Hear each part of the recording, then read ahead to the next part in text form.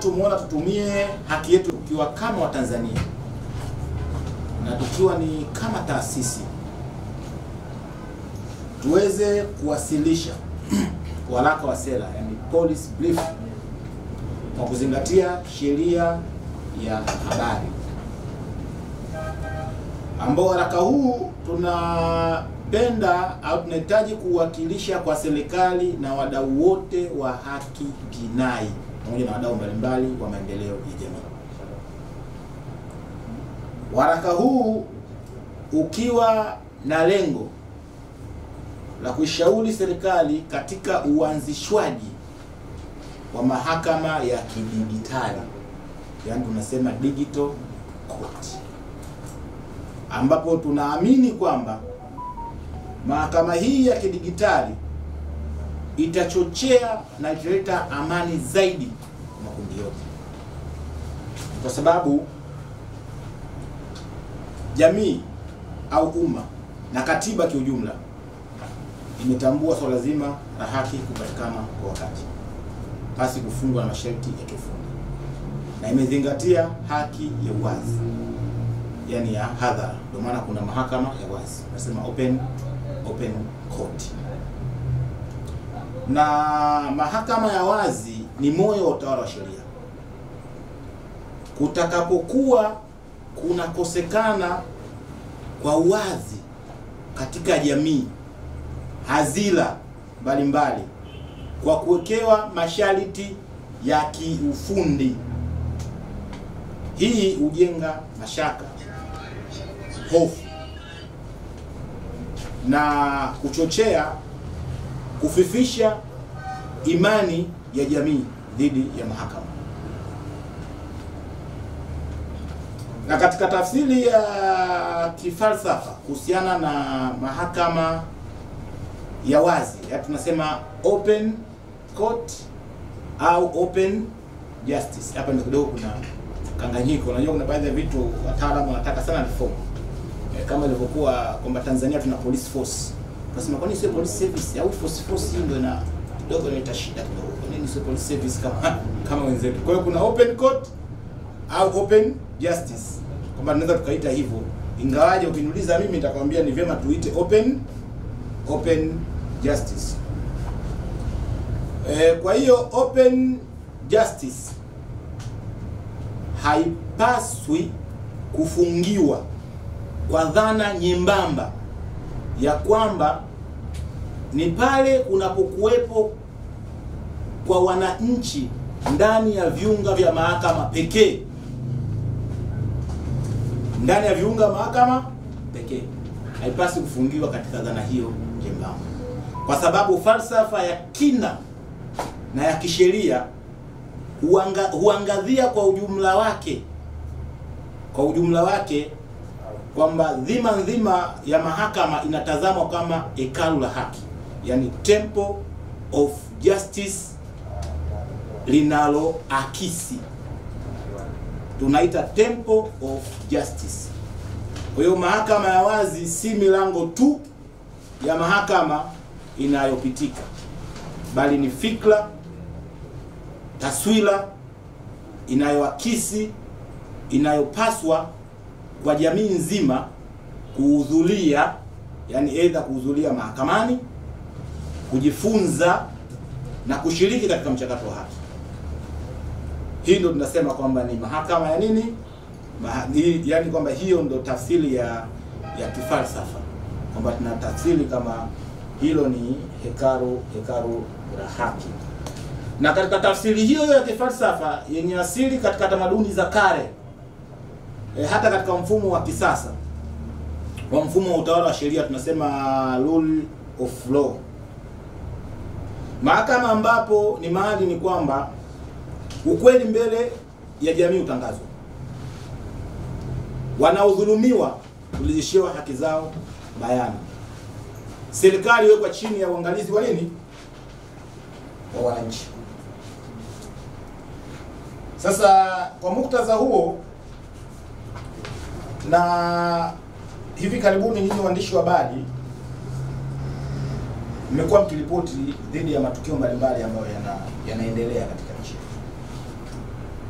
na hususan hii migongano ya kifikra, ya kimitazamo, ambapo jamii na wananchi wanaamini kwamba kufika mahakamani, kuhudhuria mahakama, hiyo ni haki yao, hawapasi kuhudhuria. Na kumekuwa pia muda mwingine zikijitokeza vurugu za hapa na pale baina ya wananchi na wasimamizi wa sheria, tunasema hao wenzetu wa police force, ingawa ningependa sana itwe police service, kwamba wanaelezwa kwamba kuna udogo ndani ya mahakama, lakini pia sababu za kiusalama, ambapo kwamba jamii, hata ukiniuliza mimi nitakwambia kwamba tukitumia sababu hizo pasi kuweka njia mbadala kama video au live stream, radio na vitu kadha wa kadha, hiyo ni sawasawa na kumfungia mlango mwanafunzi, kwa sababu ile ni nini? Ni haki yake. Kwa hiyo tunapokuwa tuna ufinyu wa maeneo kweli mahakamani, kwamba ni lazima tutengeneze njia ili tusiendelee kugombana na wananchi na kuweza kuendelea kuchafua taswira ya mahakama zetu, kwa sababu mahakama ni pale pekee duniani kote unajua kwamba ukienda mahakamani ni sehemu ambapo mtu uko salama, huwezi kushambuliwa, huwezi kusukumwa, huwezi kupigwa, kwa sababu upo katika muhimili mkubwa wa utoaji haki katika Jamhuri ya Muungano wa Tanzania, ambayo katiba imesema ndiyo mamlaka ya mwisho. Kwa mwananchi ategemei kwenda kuzulika katika viunga vya nini? Vya mahakama.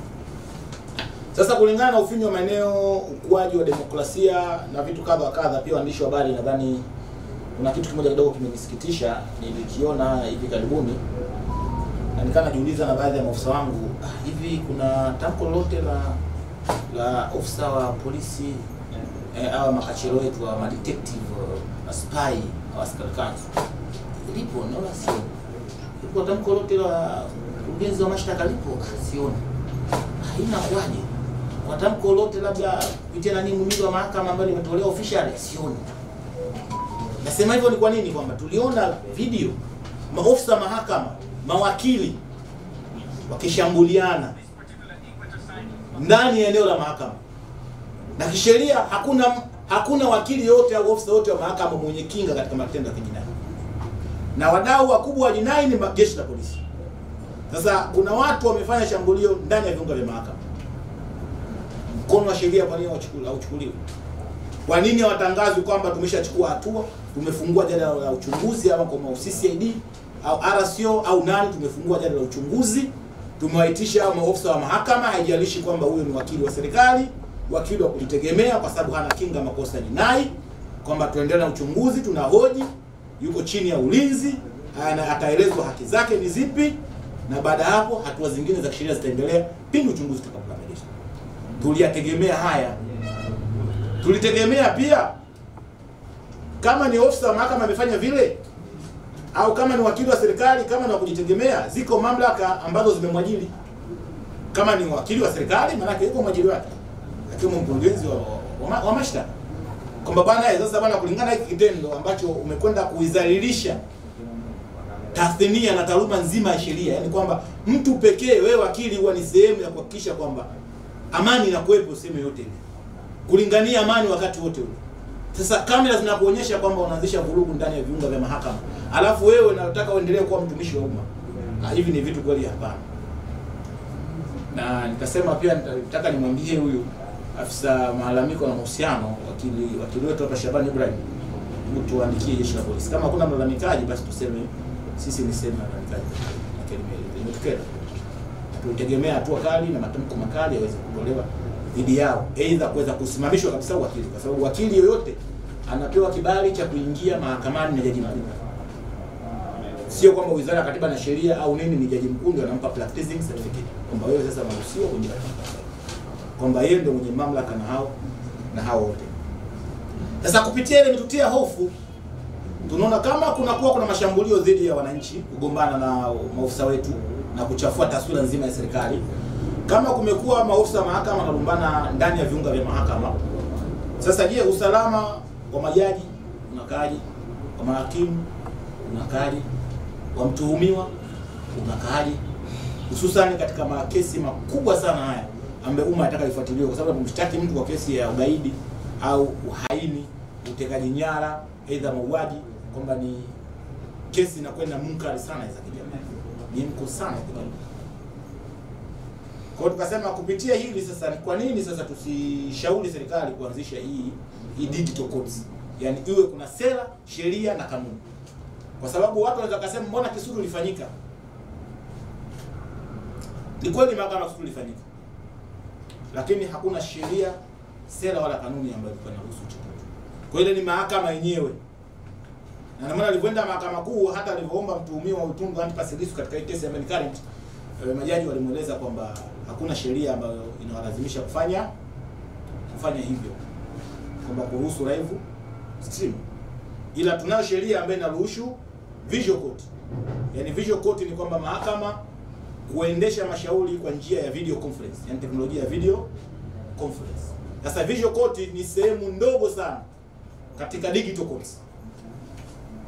Maana digital courts maana yake itabeba yote, live stream, unaona, mahakama za kidigitali, ushahidi wa kupokea nyaraka za kidigitali na vitu mbalimbali vya kidigitali, ambayo hii pia itaweka mazingira salama kwa pande zote.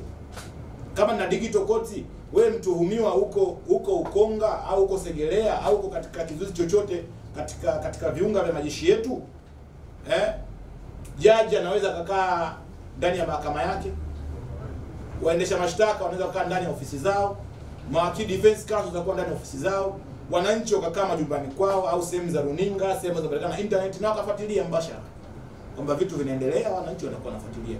Kwa maana ni kwamba kunakuwa usalama zaidi kwa pande zote, lakini pia tunakuwa gharama.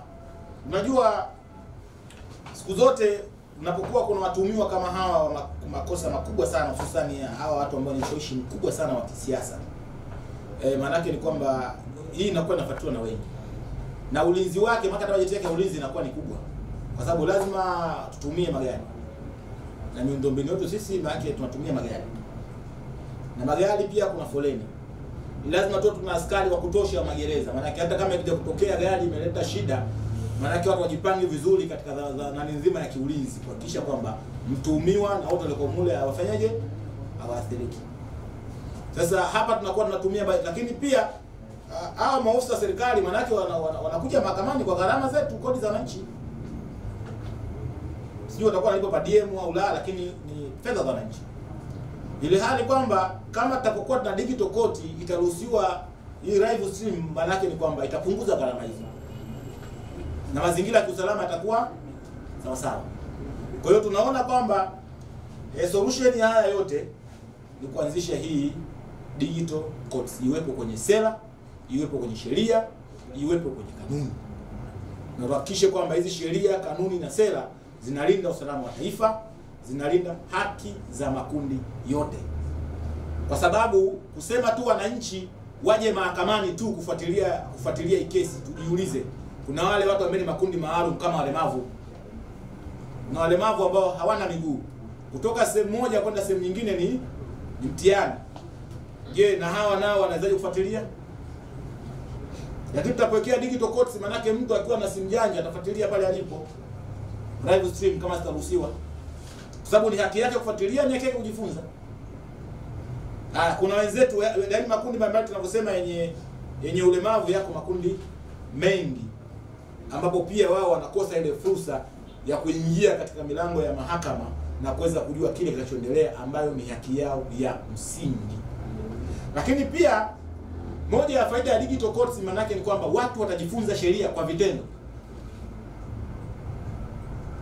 kwa sababu sisi kazi yetu tunataka kwamba kila mtu anaelewa sheria. Unajua kila mtu anapoelewa sheria manake ni kwamba kwanza tengeneza jamii kujiamini, kwamba jamii najua haki zake, kwamba haki zangu ni hizi, serikali imetunga sheria, kumbe mipaka yangu mimi ni hii, na huyu mtu hataki kuingilia mipaka yangu ni hii, kwamba wajibu wangu ni hii, kwamba mkataba wa kijamii social contract umeelezaje, kwamba mamlaka au sisi wananchi tuna wajibu wa kutii mamlaka tukihakikishiwa usalama wetu, ulinzi wa haki zetu, kwamba hiyo ndio social contract. Na haki zetu kwamba kulindwa ule uhuru, freedom of speech na vitu kadha wa kadha.